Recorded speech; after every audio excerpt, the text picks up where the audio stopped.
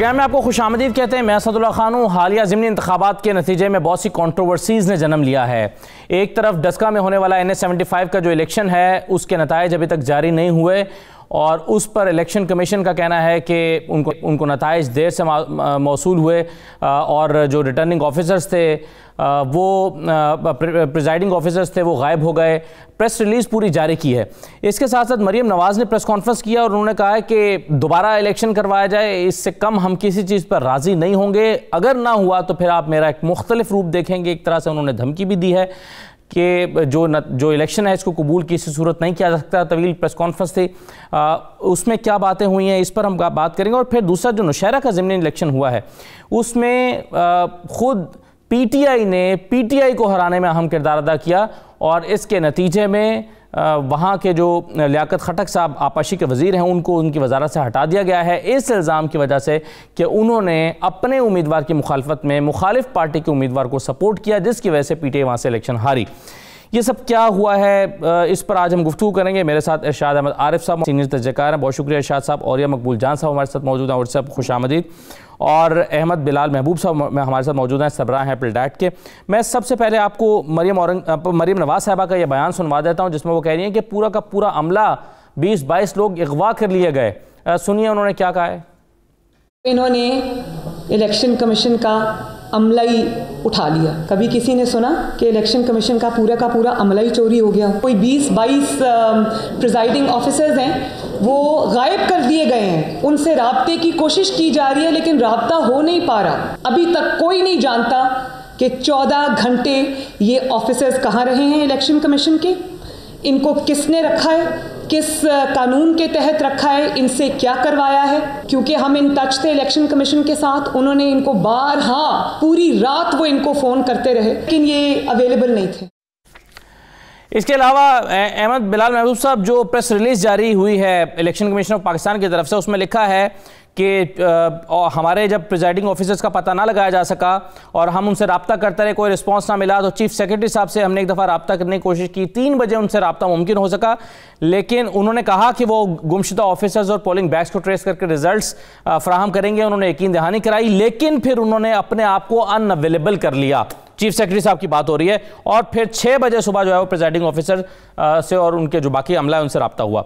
ये किस तरह से देखते हैं आप ज़िमनी इलेक्शन को, खास तौर पर NH-75 डस्का का?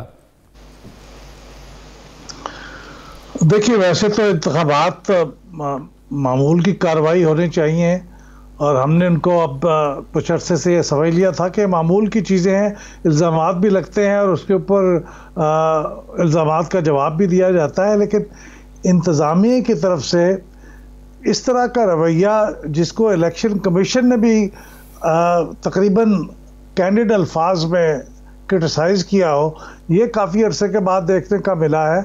और अगरचे स्केल का तो बड़ा फ़र्क है लेकिन इस पर 1977 के इलेक्शन में जो इंतज़ामिया की कारनामे थे वो किसी हद तक फिर याद आ गए हैं कि किस तरह से इंतज़ामिया इंतखाबात के अंदर शाह से भी ज़्यादा वफादार हो के इस तरह के कारनामे सर अंजाम देती है। उसके नतीजे में इंतखाबात का भी भरम ख़त्म होता है, इलेक्शन कमीशन का भरम भी ख़त्म होता है और हुकूमत की भी कोई खिदमत नहीं होती जिसकी खिदमत करने की कोशिश की जाती है। तो मैं तो इसको बहुत तशवीश की निगाह से देख रहा हूँ। बहुत मुझे ये एक सीरियस सी चीज़ नज़र आ रही है। इल्ज़ामात सियासी पार्टियों के एक दूसरे पे होना वो मामूल की बात है लेकिन इलेक्शन कमीशन की तरफ से ही इस किस्म की शिकायत का बरसरे आम एक प्रेस रिलीज़ के ज़रिए से बयान होना, ये ज़रा भयानक सी सूरत हाल है और इसकी वजह से आइंदा आने वाले इंतखाबात की जो साख है, जो रही सही साख है, वो भी मेरे ख्याल में बहुत बर्बाद हो जाएगी। सही है इरशाद साहब। ये एक और चीज़ उन्होंने मरीम नवाज़ ने की है, उन्होंने कहा है कि इस इलेक्शन को की सूरत कबूल नहीं किया जा सकता और हम री इलेक्शन से कम किसी चीज़ पर बात नहीं करेंगे। सुन लीजिए क्या कहा उन्होंने। आज हमारी मीटिंग हुई है PMLN की और उस पर सबका कंसेंसस यही था कि अगर रीपोल होना है तो वो पूरे हलके में होगा इंशाल्लाह। बात यह है कि आपने पूरे हलके के अंदर अपनी पोलिंग स्लो रखी, आपने हलके में लोगों को खौफ व हरास किया, पूरे हलके में अब री इलेक्शन होगा, इससे कम पे हम नहीं मानेंगे।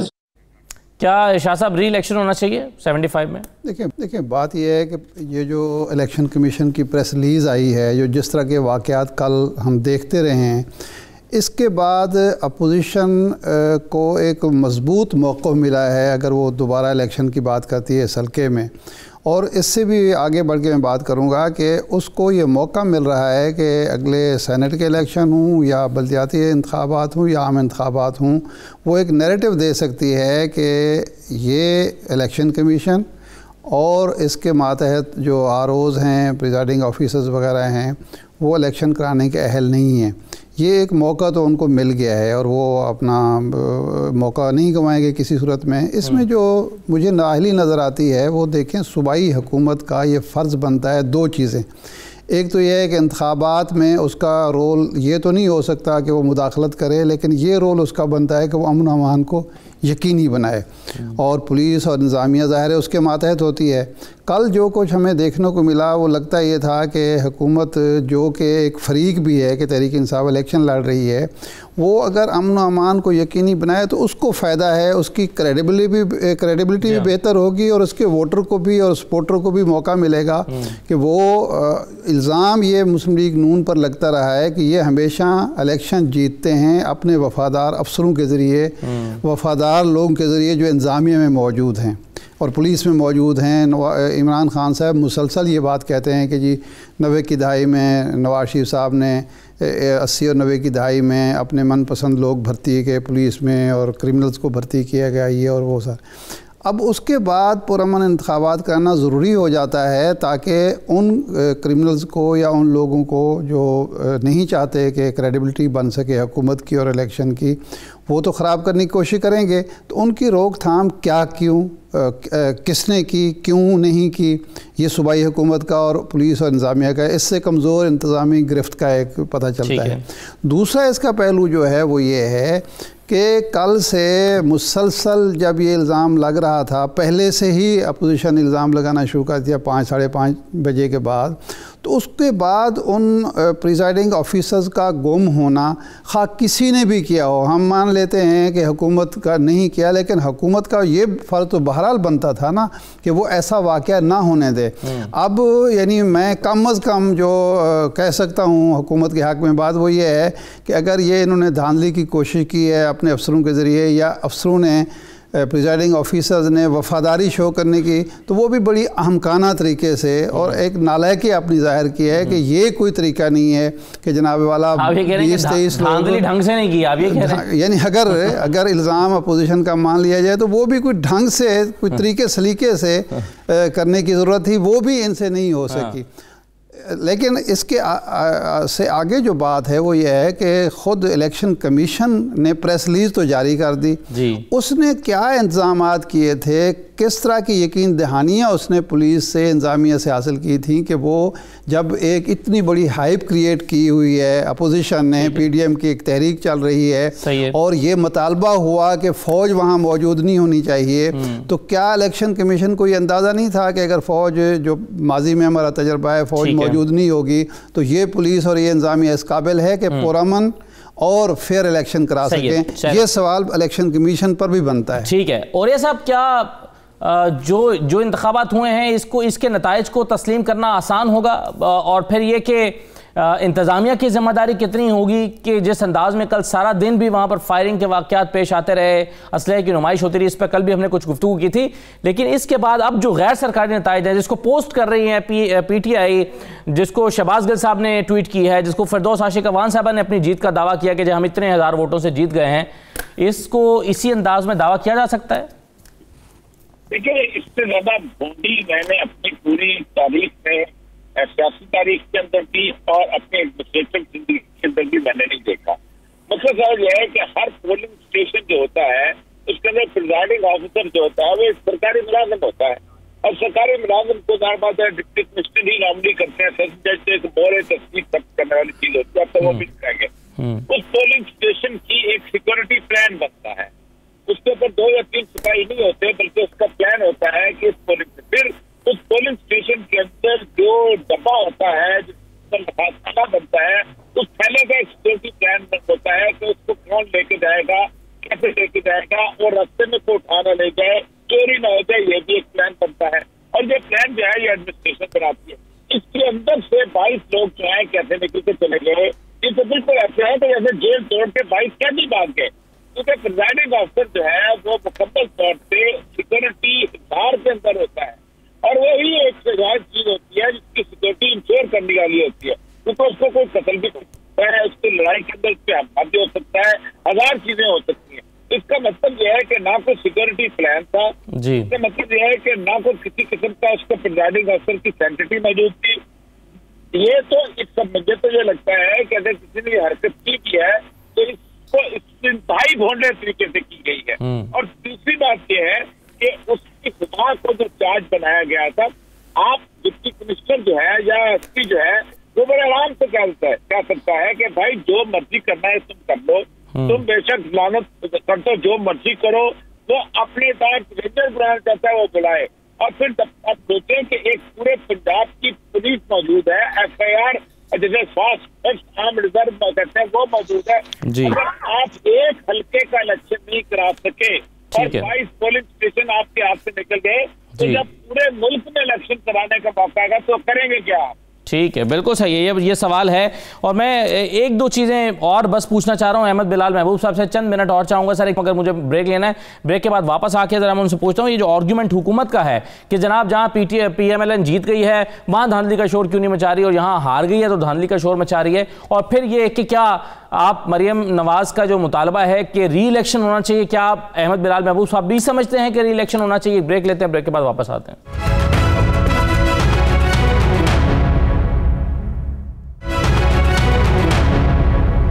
दोबारा आपको खुशामदीद कहते हैं। अहमद बिलाल महबूब साहब, दो सवाल मेरे, एक तो आप क्या समझते हैं कि री इलेक्शन होना चाहिए इस हल्के में NH 75 में जैसा कि मरियम मुतालबा कर रही हैं, और फिर दूसरा ये कि जो शफकत महमूद साहब कह रहे हैं या PTI के बाकी लोग कह रहे हैं, और वो मैं आपको सुनवा भी देता हूँ ताकि आप दोनों का जवाब दे दीजिएगा कि जहाँ पर PTI जीती है वहाँ पर ही सिर्फ धांधली हुई है, जहाँ पर PMLN जीती है क्या वहाँ धांधली नहीं? उनका आर्गूमेंट सुनिए।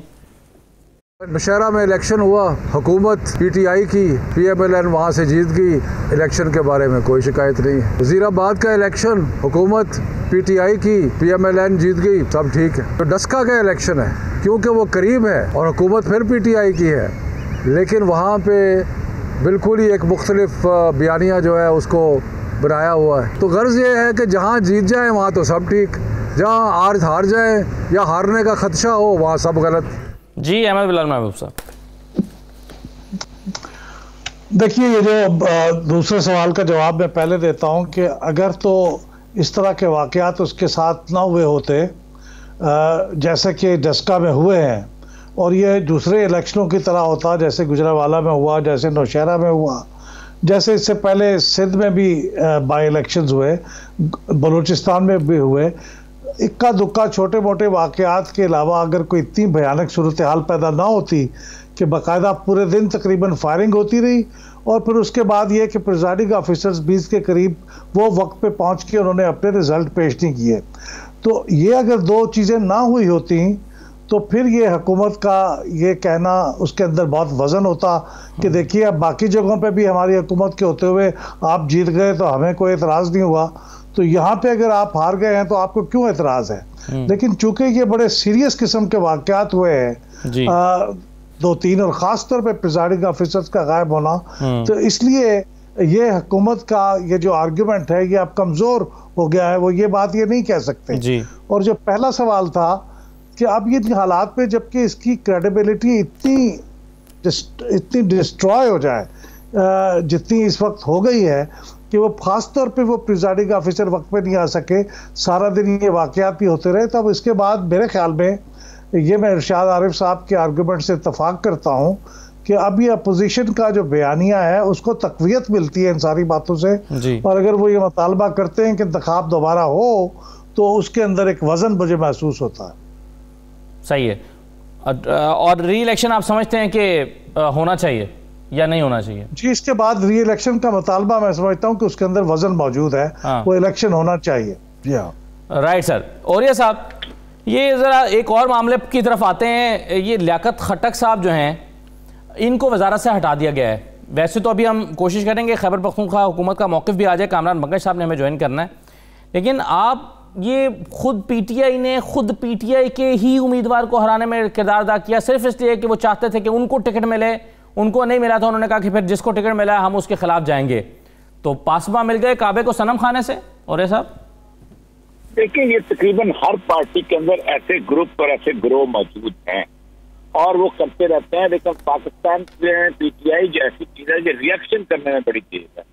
मतलब आप खुद सोचे कि मुल्तान के अंदर आपको बहुत सारे ऐसे ग्रोह मिल जाएंगे कि अपनी पार्टी के बंदे होते हैं और वो दूसरे की अपनी पार्टी के उम्मीदवार को सूबाई असेंबली में हरा देते हैं, तो वो उसकी अपनी बरादरी के अपने इलाके का वो उसको जाती चली आ रही होती है, गुजरात में किसी भी जगह पे।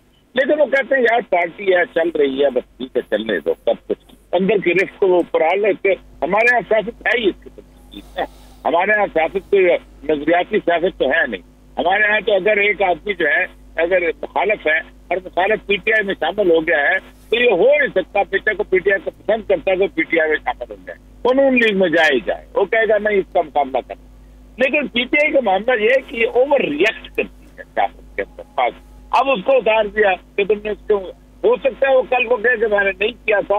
ये पीटीआई का एक अजीबोगरीब मिजाज बन गया है कि अपनी हर डर्टी लिनन जो है वो पब्लिक में आके धोती है, अपना हर मामला जो है पब्लिक आकर डिस्कस करती है, अपना हर लड़ाई पब्लिक के अंदर आज करती है, जिससे उनकी 2 साल के अंदर क्रेडिबिलिटी का जो है उसके ऊपर बड़े क्वेश्चन लगने हो गए।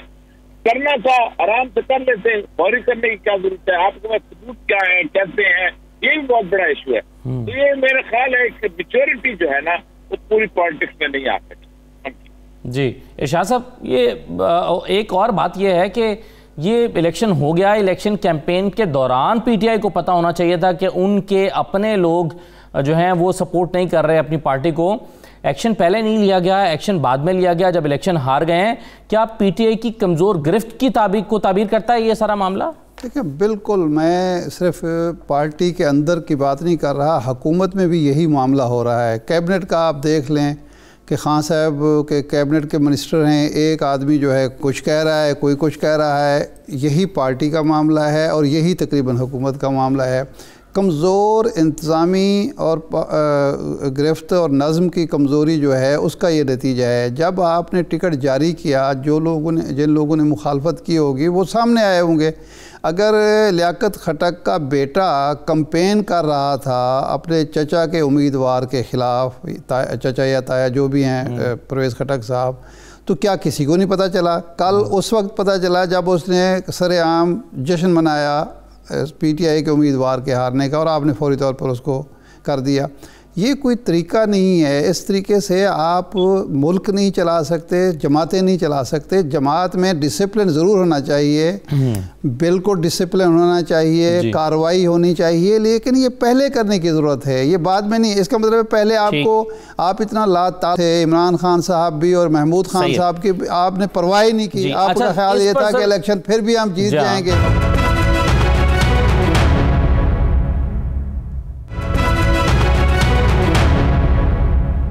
मोहम्मद ज़ुबैर साहब हमारे साथ मौजूद हैं, नून लीग के रहनुमा। ज़ुबैर साहब, ये एक आर्गूमेंट शफकत महमूद साहब का आया और अभी हमने सुनवाया भी प्रोग्राम में, वो ये कह रहे हैं कि जहां पर तो तहरीक इंसाफ जीत जाए या जीतने की उम्मीद हो वहां आप कहते हैं धांधली हुई है, लेकिन जहां पर अपनी हुकूमत होते हुए पीटीआई हार रही है, नौशहरा का हवाला और वजीराबाद का हवाला वो दे रहे थे, वहां पर कोई धांधली नहीं हुई क्योंकि पीटीआई हार गई और आप जीत गए?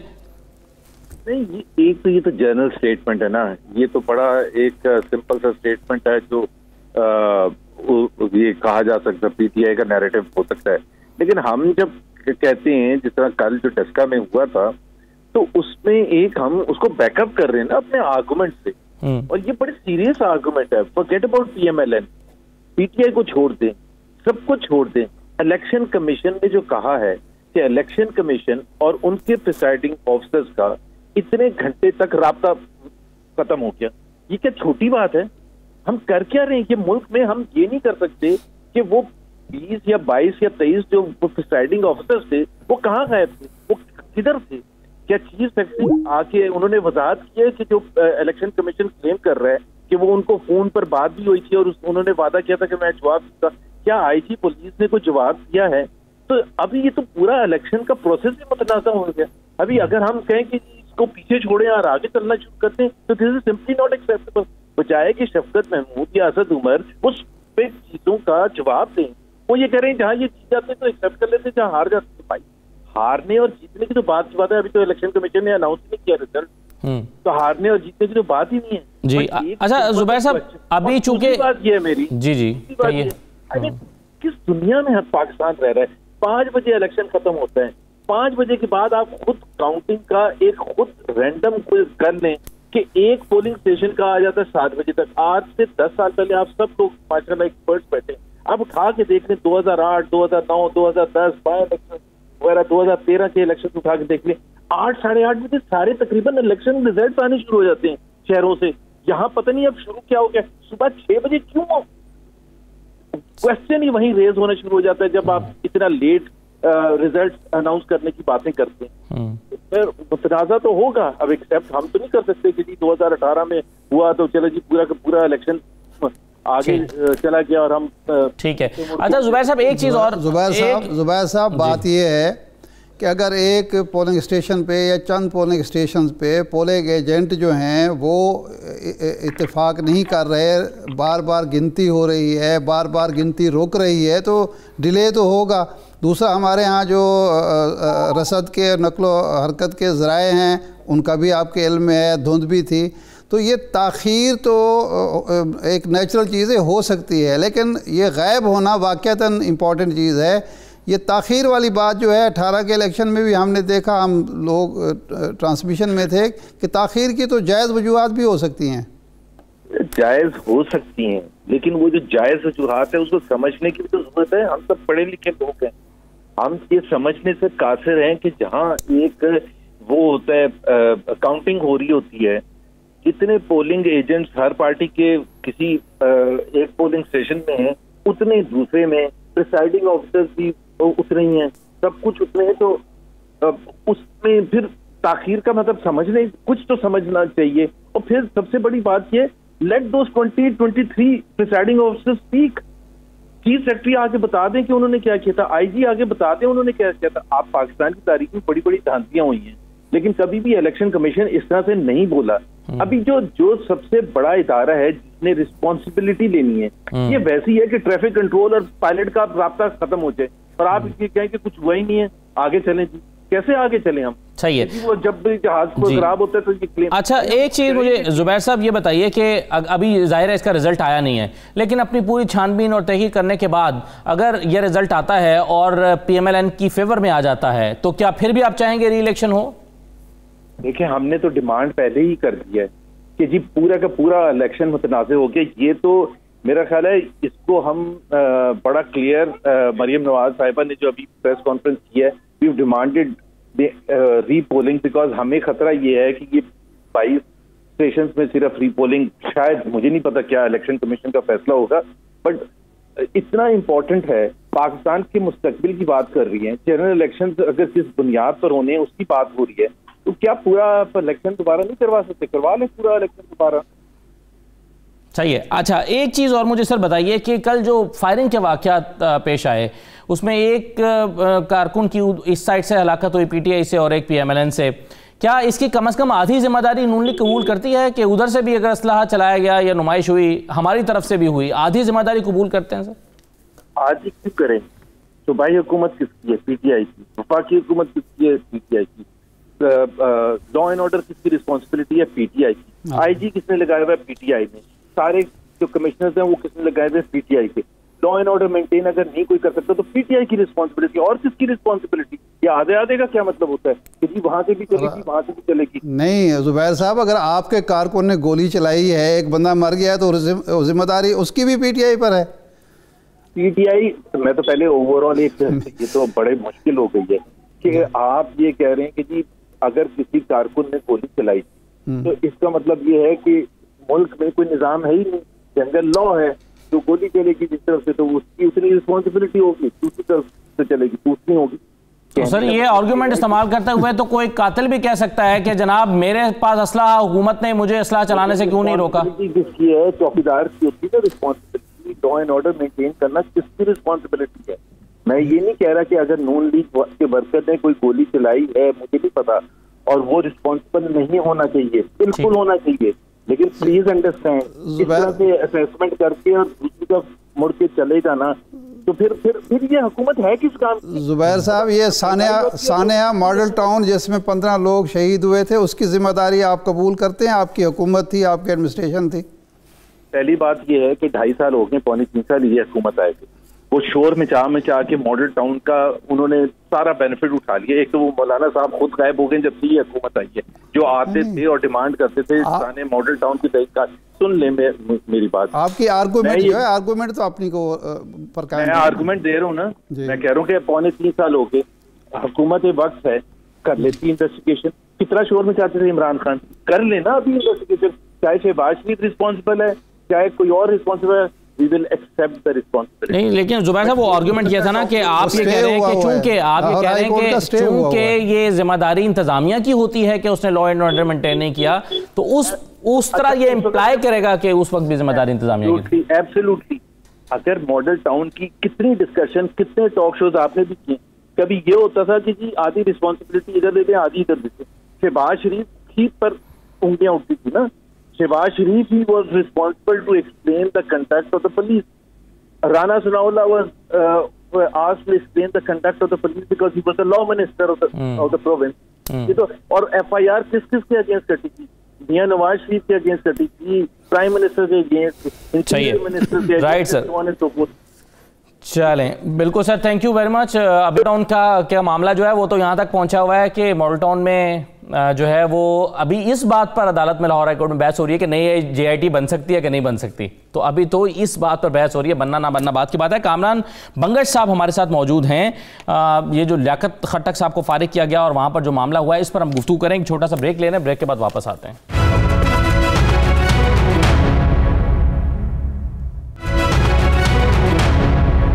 दोबारा आपको खुशामदीद कहते हैं। मेरे साथ अब खैबर पख्तूनख्वा हुकूमत के तर्जुमान कामरान बंगश साहब मौजूद हैं, पाकिस्तान तहरीक इंसाफ के रहनुमा। बहुत शुक्रिया बंगश साहब प्रोग्राम में शिरकत करने के लिए। सबसे पहले तो ये बताइए कि लियाकत खट्टक साहब को जो है वजारत से क्यों हटाया गया? सर देखें, जो कल का नौशहरा का इलेक्शन हुआ, नौशहरा हमारा बहुत स्ट्रांग होल्ड है अल्हम्दुलिल्लाह, पूरा Khyber Pakhtunkhwa, but Nowshera for specific reasons इसलिए कि वहाँ पे हम 12 क्लीन स्वीप कर चुके हैं, वो लोकल गवर्नमेंट इलेक्शंस हो या दोनों जनरल इलेक्शंस। तो वज़ीर आला साहब ने आज सुबह रिपोर्ट मांगी। सबसे पहले तो कुरम में जो हमने स्टेटस को तोड़ा ज़िला कुरम में और बहुत भारी अक्सरियत से हम जीत गए। मैं ज़रा क्लियर कर लूँ कि कुरम में फर्स्ट भी हमारा कैंडिडेट आया और दूसरा भी जो आज़ाद खड़ा था वो भी पाकिस्तान तहरीक इंसाफ का था, ऑल्दो हमने उनको भी पार्टी से निकाल दिया। तो ये जो नौशहरा में हुआ है हमारे लिए, ऑनेस्टली हम एडमिट करते हैं, हमारे लिए बड़ा सेटबैक रहा। हमने उसकी रिपोर्ट तलब की वज़ीर आला खैबर पख्तूनख्वा ने, और फिर वो रिपोर्ट जब शेयर हुई वज़ीर आज़म साहब के साथ तो उन्होंने अप्रूवल दे दी।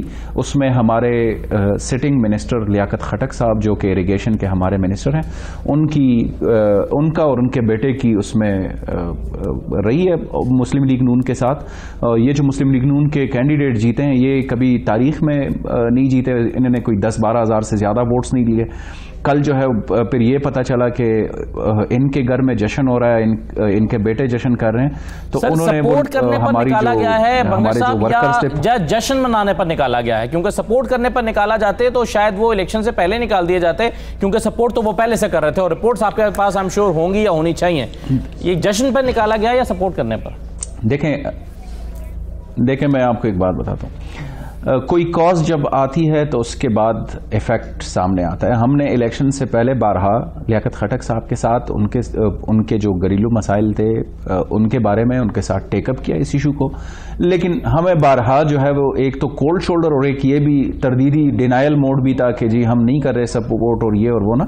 तो जब इलेक्शन हुआ उसमें सामने हमारे पास रिपोर्ट्स आई, हमारी जो फील्ड की टीम्स हैं, हमारी तंजीमें हैं, उन्होंने रिपोर्ट कर दिया आज। तो उसके बाद ये स्टेप लिया गया, खट्टक साहब ने, लियाकत खट्टक साहब ने जो है वो नून लीग के कैंडिडेट को एक अगर लियाकत खट्टक साहब के अपनी रिवायात बरकरार रखी। सही सर, अगर लियाकत खट्टक साहब PMLN के सपोर्ट करने के बावजूद PTI जीत जाती तो फिर आप ये एक्शन नहीं लेते? आप सोचते चले यार हम जीत तो गए हैं, लियाकत खट्टक साहब को फिर आप नहीं हटाते? देखें, पाकिस्तान तहरीक इंसाफ का आपको ज़्यादा इल्म है मुझसे कि हमारा एक अपना तरीक़ाकार है, तंजीमी मामलात को भी हम उसी हिसाब से और डिसिप्लिन के तहत चलाते हैं। तो अगर किसी भी सूरत इनकी सपोर्ट उस तरफ रहती, जो कि अभी मेरी थोड़ी देर पहले पार्टी के जो हमारी तंजीमी अहदेदारान है उनसे भी हमारी बात हुई है, पार्टी लेवल पे भी इसके ऊपर एक्शन लिया जा रहा है। ये कोई बात नहीं है कि हम जीते या हारे, हमें सेटबैक हुआ हारने पर। मैं ये भी बता दूं कि ये जो हमने अपने वोट्स रिटेन रखे, हमें बहुत कम मार्जिन से जो है नौशहरा में, क्योंकि 2018 में हमने 42% टोटल टर्नआउट के वोट्स लिए थे, अभी 40.19%, तो बहुत कम जो है ड्रॉप हुआ है हमारा नंबर, लेकिन हमारे लिए ये सेटबैक रहा। तो अगर कोई भी सूरत होती, हमारे कोई भी MPAs, MNAs, हमारे सैनिटर्स, हमारे मुंतखब नुमाइंदगान किसी भी जगह पे पार्टी को वायलेट करेंगे, आपके सामने है 2018 में हमने 20 सैनिटर्स निकाल लिए। अभी तक जो सैनिटर साहिबान 20 MPAs हमने निकाल दिए, जो अभी तक 2 सैनिटर्स यहां से इलेक्ट होकर गए थे, उनके तो 4 MPAs थे अपने। अब उनमें इतनी इखलाकी जरूरत नहीं है, वो वोट के खरीदो फरोख्त जो फरोख्त हुए वो उनके खिलाफ तो हमने एक्शन लिया। जो खरीद में मुलविस थे वो सेनेट में बैठे हुए हैं और इखलाकियात की और उनका भाषण दे रहे हैं। तो तहरीक इंसाफ इसमें बड़ी वाज़ेह है, हम इस बात पे क्लियर हैं। लियाकत खटक साहब जो है उनको पाकिस्तान तहरीक इंसाफ के कैंडिडेट के साथ लाख इख्तिलाफात हों, हर जगह पे होते हैं, एक घर में भी होते हैं, तो उनको ये नहीं करना चाहिए था। थोड़े बहुत वोट्स जो है वो मैनिपुलेट कर सका और उसकी वजह से जो हमारे मुस्लिम लीग नून के कैंडिडेट जो जीते हैं, जो PDM के सब वो बहुत कम मार्जिन से वो जीत गए, लेकिन हमारे लिए ऑब्वियसली वो सेटबैक रहा है। जी इरशाद साहब, ये बिल्कुल ठीक कह रहे हैं, पार्टी डिसिप्लिन होना चाहिए, लेकिन ये पहले होना चाहिए, इब्तिदा में होना चाहिए। देखें, अगर इनको आप पहले निकाल देते या पहले एक्शन लेते तो उसके नतीजे में हो सकता है कि आप ये सेटबैक से भी बच सकते थे। आपके कारकुनों को वाज़े पैगाम चला जाता है कि आप लियाकत खटक साहब और उनके साहबजादे का चूँकि पार्टी से ताल्लुक़ नहीं है, तो वो वोटरों को बता सकते थे। अभी भी शायद पार्टी से तो नहीं निकाला गया, गालिबन सिर्फ उनको नहीं वजारत से निकाला गया, तो ज़ाहिर पार्टी से भी निकालना पड़ेगा ना। लेकिन वज़ीर होते हुए भी उन्होंने अपना असर रसूख तो इस्तेमाल किया होगा। ये मैं जो इब्तिदा में कह रहा था वो ये है कि पार्टी पर गिरफ्त जो है जिस अंदाज की होनी चाहिए, वो खान साहब पता नहीं मालूम नहीं क्या वजह हुकूमत में आने के बाद बिल्कुल रिलैक्स कर गए हैं। यानी ये क्या तरीका है कि लड़ाई हो रही है आतिफ खान की और महमूद खान की, आप आतिफ खान को फारिग कर देते हैं, और यहाँ जब लड़ाई हो रही है तो आप कोई एक्शन ही नहीं लेते, आपको मालूम ही नहीं होता, और आपको और सूबाई हुकूमत को भी उस दिन पता चलता है जिस दिन इलेक्शन का रिज़ल्ट आता है। या तो ये हो सकता है कि वज़ीर आला साहब और परवेज़ खटक साहब जो हैं उनके दरमियान कोई मुग़ायरत थी कि वो भी चाहते थे अच्छा जो होता है देखा जाए, अगर सीट जीत जाएंगे तो कुछ नहीं है। मतलब कुछ समझ नहीं आती। पार्टियों को डिसिप्लिन अगर बरकरार रखना है तो वो फिर विजिलेंट भी हों, वो हर अपने कारकुन पर, अपने कम से कम वज़ीर और MP MNA पर तो निगाह रखें कि वो क्या कर रहे हैं। सही है। 1 महीने तक वो कैंपेन चलती रही, वो मुखालफत करते रहे, आज कल उन्होंने जश्न मनाया है तो पहले वो तकरीबात में भी शरीक होते होंगे, कैंपेन भी करते होंगे, कोई परवाह नहीं। यहाँ पंजाब में क्या हो रहा है, पंजाब में भी यही कुछ हो रहा है कि जो कारकुन है बेचारा, उसकी अपनी जो वज़ीर आला साहब हैं या वज़ीरों तक कोई रसाई नहीं है, कल को जब कोई अपसेट होगा तो फिर वो कार्रवाई करेंगे तो क्या फ़ायदा होगा। बिल्कुल सही है। अच्छा, लेकिन एक चीज़ कामरान साहब, 2 बातें हुई हैं। एक तो ये कि एक इससे राय कायम हुई है, परसेप्शन ये आया कि पार्टी पर गिरफ्त नहीं है, जो अभी शाह साहब भी बात कर रहे हैं, और दूसरा आज मरीम नवाज ने जो प्रेस कॉन्फ्रेंस की थी उसमें उन्होंने कहा कि चारों सूबों से, अपनी 2 सूबों में 3 सूबों में अपनी हुकूमत होने के बावजूद भी अगर आप इलेक्शन हार रहे हैं तो ये आप किसी कारकर्दगी का सबूत है कि लोग आपसे नाराज हैं। तो एक इसका इंटरप्रिटेशन जो है वो ये हुआ है कि आपकी परफॉर्मेंस सही नहीं है जिससे लोगों ने नाराज होकर आपको वोट नहीं दिया।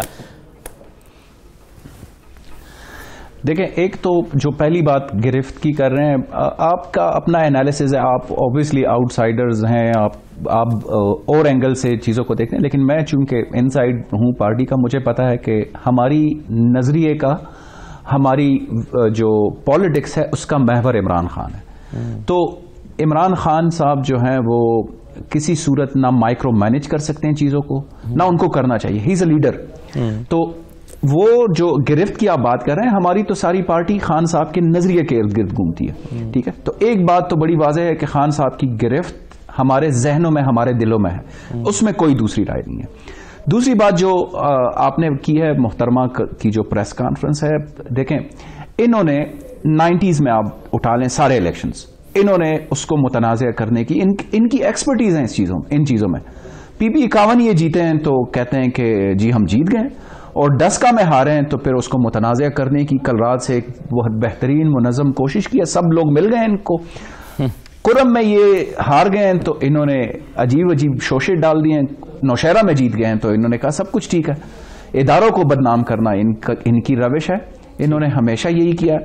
हमारा विजन बड़ा क्लियर है, हम जहां पे जीते हैं जहां पे हारे, हमने किसी सूरत कोई भी गवर्नमेंट, हमारी फेडरल गवर्नमेंट हो या प्रोविंशियल गवर्नमेंट्स हो, हमने किसी सूरत असरअंदाज होने की कोशिश नहीं की, ना हमें ये जेब देता है। इन्होंने हमेशा ये किया है, आपके सामने है कि इनके गवर्नमेंट्स में जो जब बाय इलेक्शंस हुए इन्होंने पूरी गवर्नमेंट की मशीनरी वहां पे इस्तेमाल की। मैं एक प्रोविंशियल गवर्नमेंट का मेंबर होते हुए, कैबिनेट का मेंबर होते हुए हमें सख्त इंस्ट्रक्शंस थी पार्टी क़यादत की तरफ से कि लेवल प्लेइंग फील्ड होगा, आप लोगों ने ना कैंपेन में जाना है, ना कैंडिडेट को सपोर्ट करना है, ना उनके लिए किसी भी सूरत में गवर्नमेंट की मशीनरी को यूज करना है। तो हमारा बड़ा क्लियर है इस बारे में। मोहतरमा ने जो है बड़ा, देखें मेरी बात सुने, डस्का में हम एक बात को मानते हैं कि पाकिस्तान तहरीक इंसाफ वहां पे जीती है।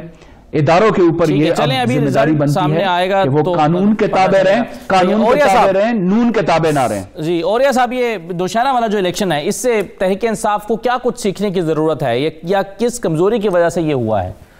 औरिया साहब देखिए, मैं बताऊं, पाकिस्तान की पॉलिटिक्स सारी की सारी पूरी की पूरी है इस किस्म की, लेकिन मैंने वही पहले दिन से कहा है कि जो कुछ भी है इनको अपनी पार्टी को, ये कहते हैं ठीक है नजरियाती तौर पर डिसिप्लिन होना चाहिए, लेकिन किसी तौर पर ये चीजें जो है वो वक्त से पहले तय भी होनी चाहिए, और साथ साथ ये इनके अंदरूनी तौर पर इनको ठीक ठाक करना चाहिए। आप देखें ना, ये जो रिफ्ट है होती है आपस में, पश्तो में कहते हैं इसको तरबूर गिरवी, और ये तरबूर गिरवी जो होती है जिसकी वजह से इलेक्शन हुआ है और उसने भाग दिया है, ये तरबूर गिरवी पूरे शहर का पता होगी, सबको पता होगा कि वजह यह है कि ये बंदा जैसे कुछ भी है ये अपने उसको तरबूर का साथ देगा, उसके साथ चलेगा, वो ये पता। अगर ये आपको नहीं पता और आप उसके बाद जो पॉलिटिक्स कर रहे हैं उसके मतलब बहुत गलत कर रहे हैं। इस असल मसला यही है कि PTI को जिस किस्म के ये एक्शन देते हैं, इससे जग हसाई का मामला बनता है। हम उनकी खैरखाई में बात कर रहे हैं और कुछ नहीं कर रहे कि चलो अगर ऐसा था और अगर आप चाहते थे तो आप सर पे नजर भी कर सकते थे, या करते तो आप खामोशी से कोई एक्शन आराम से कुछ अर्से के बाद ले लेते। ये एक जनरल पॉलिटिक्स की बात होती है जो कि किसी भी सियासी जिंदगी के अंदर होती है, वो उनके अंदर बिल्कुल जिसे कहते हैं ना खत्म होती जा रही है। बहुत शुक्रिया औरिया मकबूल जान साहब, अशरफ साहब और कामरान मंगल साहब प्रोग्राम में शिरकत करने के लिए। ये आज का प्रोग्राम था नाज़रीन, मुझे इजाज़त दीजिए, अल्लाह हाफ़िज़।